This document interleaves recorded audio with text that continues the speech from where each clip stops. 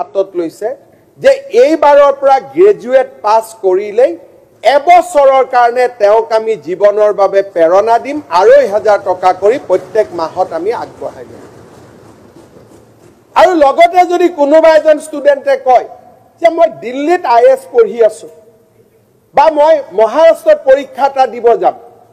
যদি তেওঁলোকে কয় আমাক ২,৫০০ টকা মাহত নালাগে একেলগে ২৫,০০০ টকা দিয়ক একেলগে আমি ২৫,০০০ টকা দিম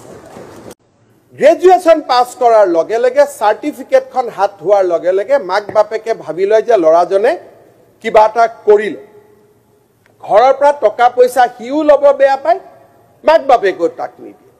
কিন্তু গ্ৰেজুৱেট হোৱাৰ পিছত জীৱন সংগ্ৰাম আৰম্ভ হয় বিভিন্ন পৰীক্ষাত অৱতীৰ্ণ হ'ব লাগে ইন্টাৰভিউৰ কাৰণে অসম গভৰ্ণমেণ্টে ফিজ ইমান নলয় কিন্তু টেট পৰীক্ষা দিবৰ কাৰণেও ফিজ দিব লাগে ৩০০ টকা ৬০০ টকা পৰীক্ষা হলত আহিব টকা দিব লাগে এইবাৰ আমাৰ চৰকাৰখনে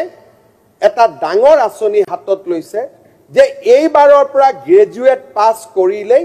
এবছৰৰ কাৰণে তেওঁক আমি জীৱনৰ বাবে প্ৰেৰণা দিম ২,৫০০ টকা কৰি প্ৰত্যেক মাহত আমি আগবঢ়াই দিম আৰু লগতে যদি কোনোবা এজন ষ্টুডেণ্টে কয় যে মই দিল্লীত IAS পঢ়ি আছো বা মই মহাৰাষ্ট্ৰত পৰীক্ষা এটা দিব যাম